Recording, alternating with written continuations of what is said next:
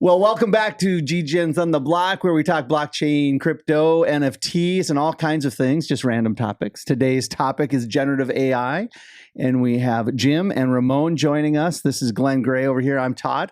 We left off talking about some practical uses of generative AI. Yeah, Glenn, I think so. We were talking about some of the different ways that this stuff goes. So with Midjourney, you kind of have to go and adjust your prompts, and you keep kind of going, and it's run off Discord, so it's type based kind of thing, but then it gives you these images. You get 4 images, and then you can revise or you can regenerate.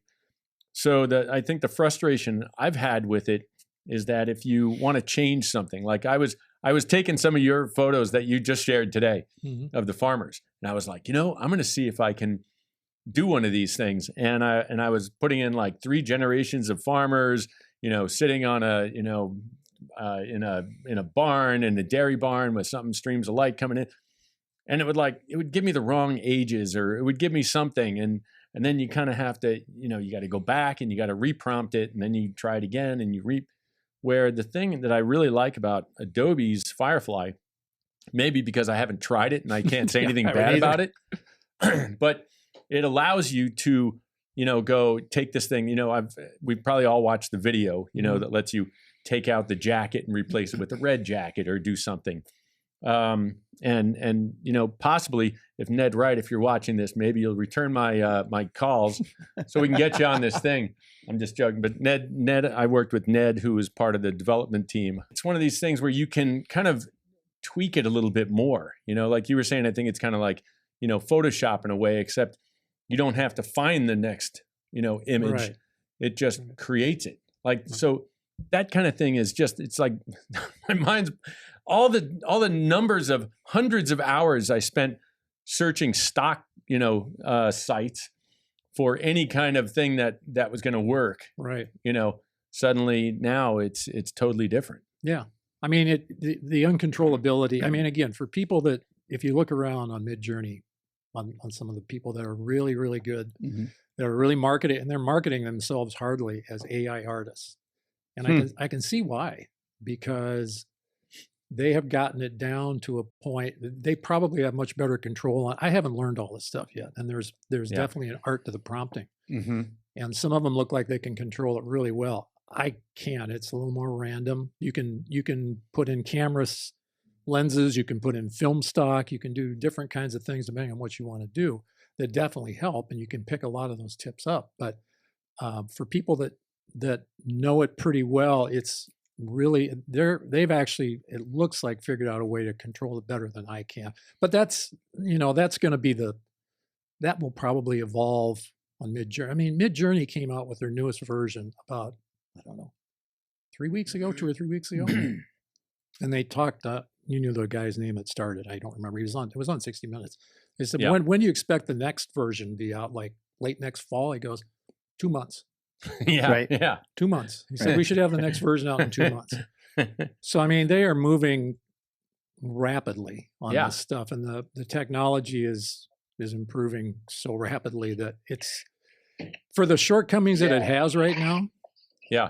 I mean, a lot of that stuff is going to get, it's just going to get better, and it's going to get better. And as a photographer, it's like, there is no doubt that it's going to change a significant portion of photography if this whole copyright usage, stealing data, because it's compiling the data from what's out there, right? It's like it's looking at pictures and associating it with certain items, and I've then gotten the compiling. same thing you've had before, where it almost seems like there's a watermark on a piece of something, right?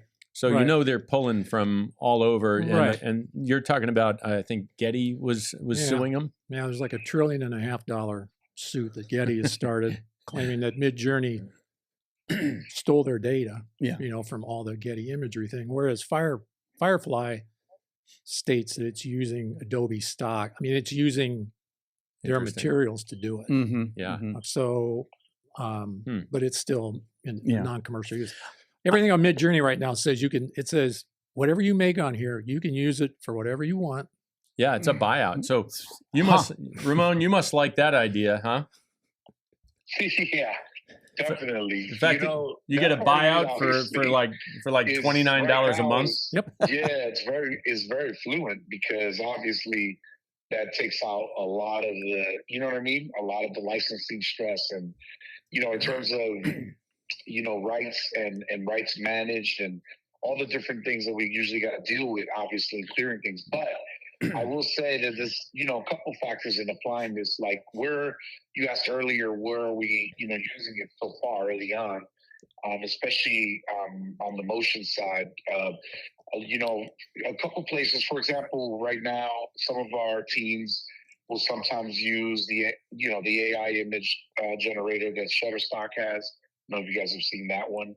A lot of what we're using it for right now, though, is kind of early pre-setting and pre-planning for experiences. So, for example, we're going to start generating ideas and renders for an experience for a brand that we're going to build at a stadium, or we're going to build on a building, or we're going to build in Times Square. We're able to then kind of work further and deeper into our renders by, pulling up some of these images and trying some things out in different ways, and kind of like being able to kind of put the designs and what could work and fit together. So it's actually helped in a lot of ways that way. And then, from the chat GPT side, we've been able to go in and sort of write out, a build plan and test some things with the build plan there. But I have to say, we still have to put a ton of work into customizing. So there's still a ton of work involved. Yeah. Post what it gives you.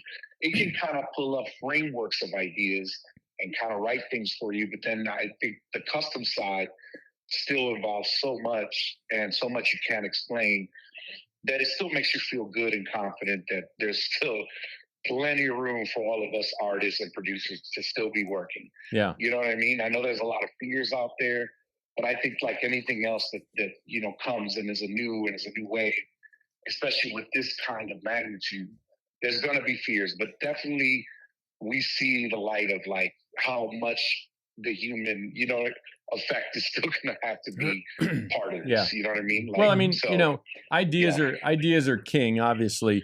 But, I think for some agencies, the fact that, you don't have to call in a comp artist, or you don't have to, even use stock photography for some things, especially for storyboards or any kind of, early ideas, now you can get, and you just go like, oh, here it is. Like I remember at one point when I worked with Mike Hart and Chris Lang, those guys, when they were at Carmichael, like they would never, Chris Lang never drew his stuff. He just always had swipe, right? He had files of swipe that he would just use. And I always thought that was crazy, because here I'm drawing Smurf-like characters, trying to explain what the TV spot's about, but he was on the right path. He never had to draw. So this is just kind of taking that to a whole new level, where now it's like, oh, I need a frame of this. I need a key frame of this, and you just do it. And I think for so many companies, we've all seen this business go from, where you'd spend months on a print ad, and now it's like good enough is good enough, right? So, where 90% of the work out there is in that good enough is good enough. I think this is going to come in and be able to offer custom imagery for pennies on the dollar. Well, what about even like custom music? Like I'm sure like you have to license your music, or you bring in an artist. I say, I need a song that sounds kind of like the Strokes, but it can't be exactly the Strokes, and and it takes a lot of iterations to get to where you want, perhaps like AI music, which I'm not excited about, which is a lot of artists are not excited about, because it might take bread off their table. But like I like as far as that's concerned, AI music is now starting. It's not just generative art. I mean, it's generative like what you music. were saying. I mean, you still had to write the music, but it was like you could get it to sound like, Jay-Z or, Oasis or, Carrie Alexander. That was our last podcast. Yeah, we had bad hats on. So, I think it's opening up so many more possibilities. But the thing that worries me, and Jim, I know we've talked about this before, but it's like, are we going to end up cannibalizing ourselves? Right? We always do this thing. There's always somebody that's going to do it cheaper, faster, better. And, we sell ourselves short. We go, somebody will do it for, $100. Oh, I'll do it for $50. And so, I think it still takes an eye and quality people to do some of this stuff. Are we going to charge for it? Is it the human judgment piece that makes you feel like, well, at least there's some of that. I mean, a lot of stuff that comes up on Midjourney, my experience in dealing with it is a lot of stuff comes up it's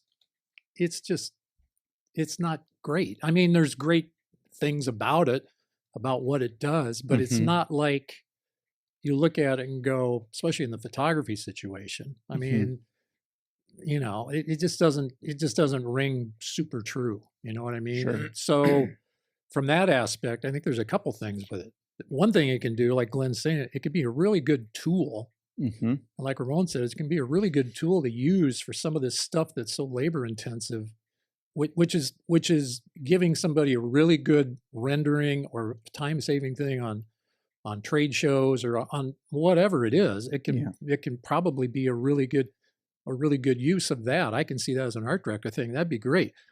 The other part of it, the scary part is it's getting so good that it's crossing the line between being I've seen some photographers post some stuff and they put it together and they go inspiration. And I look at it and I'm like, this is freaking great. Yeah. What are you telling me? You're making this and now you're going to spend all this money to go out and reshoot it. And I'm sorry, Yeah. I don't know that it's going to look better. I don't know that it's going to look better. And Jim, if we have your permission, I want to post a few of your shots up there because you got me really excited about Midjourney when you were starting to post your stuff, and I know you're doing explorations, but if we can post a few things, sure. So we'll put up a couple images here of Jim's, and you can kind of take a look at it because he's done some really interesting stuff. And my guess is that probably at this point, a lot of folks are keeping their prompting tighter and tighter to the vest, where they're maybe not sharing all the little secrets. Well, here's the way Midjourney works, though. There's like 3 different plans on it. So a $10 plan gets you just about nothing. So don't even bother. A $30 plan gives you pretty much. You can make as much stuff as you want, I think. I think you have limits. Like you have some limits. They go like so many fast, so many. Right. There are some limits to it, but everything that you do gets posted on a community page. Yeah. So it's a running community page, and not only does it get posted, it lets you see what the prompt is. Yeah. Okay. So, which is. As somebody playing around with it, which is great. So if you go along and you're seeing some stuff, like some of the stuff that I've done, I haven't done that much. I've not that much that I feel like looks good. The only stuff that I show is what I think, it looks pretty damn good. I mean, and again, I'm a photographer and I'm looking at this going, I could have just, it's maybe not perfect, but it's going to be at some point. Yeah. But so you're able to see the recipe on what people are using, and that helps a lot. Not to mention, there's just a plethora of YouTube videos of AI artists that are giving you prompt tips on how to write a prompt, how to put camera. It depends what you're doing. I think if you're a photographer, where I see this right now is that there is going to be a certain amount of photography that will get replaced pretty quickly. To me. I think some of that's going to be product-based stuff. Things that aren't. Jim keeps going to the next topic. He keeps, sorry. he keeps jumping into No, this. no. All right. Well, This is what happened last time. All right. I think he's staring at our list here. He's like, "Oh, well, I might as well just go right into the next one." I didn't even see your list. I'm sorry. Now I'm seeing it. Anyway, I don't.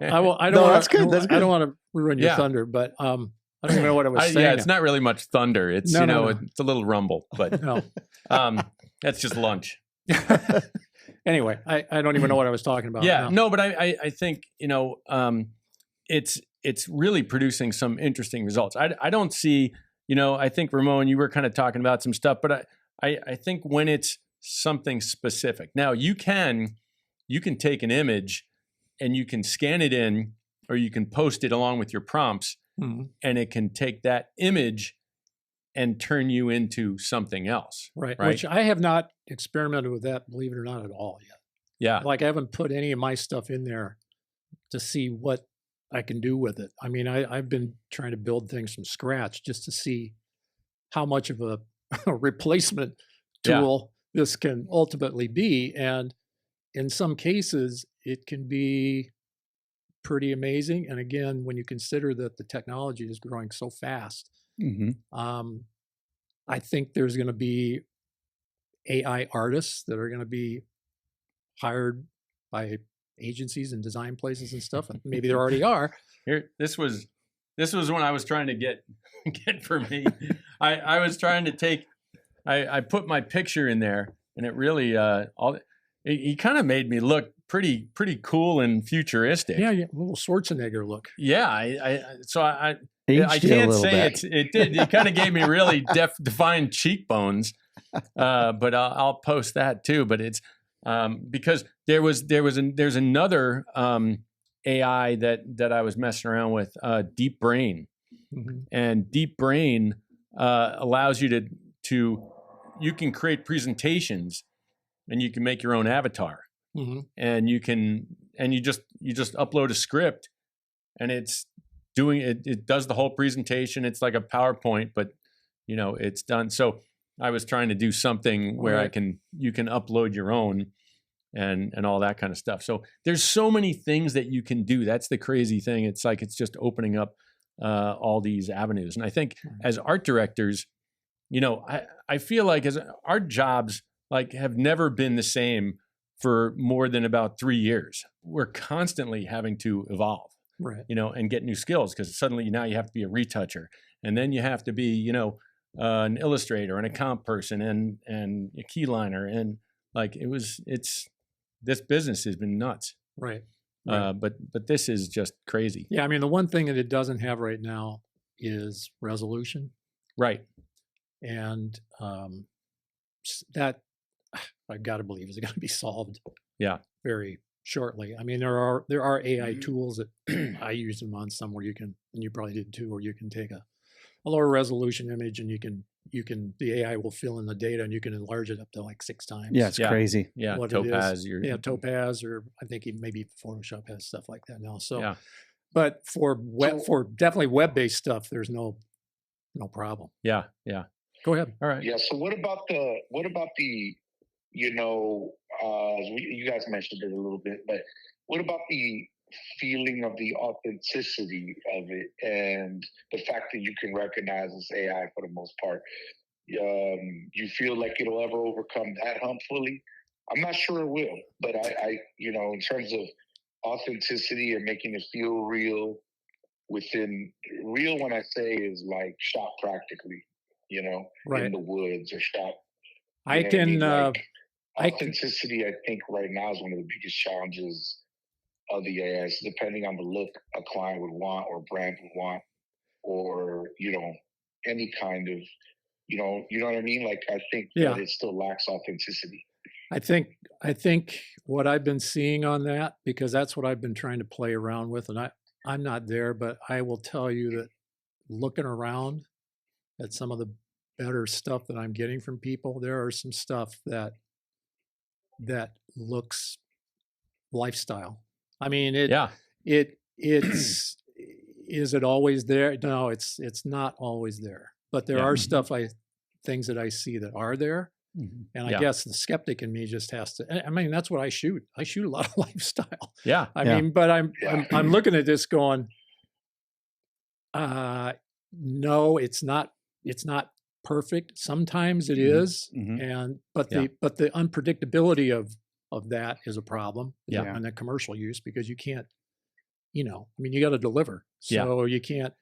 But some of the people are they're getting so good with what they're figuring out on some of these prompts, by speccing, like I said, shot on a Nikon camera with an you'll call out f-stops, you'll call out film grain, you'll call out depth of field, you'll call out all this stuff. It doesn't always deliver, but it definitely makes a difference when you spec some of that stuff as to the realistic photo quality you get. Right. And when I do some of that stuff, like you'll get 4 when you punch in your thing, and you'll get 4 things up within 60 seconds. Yeah. 3 of those, they'll all look.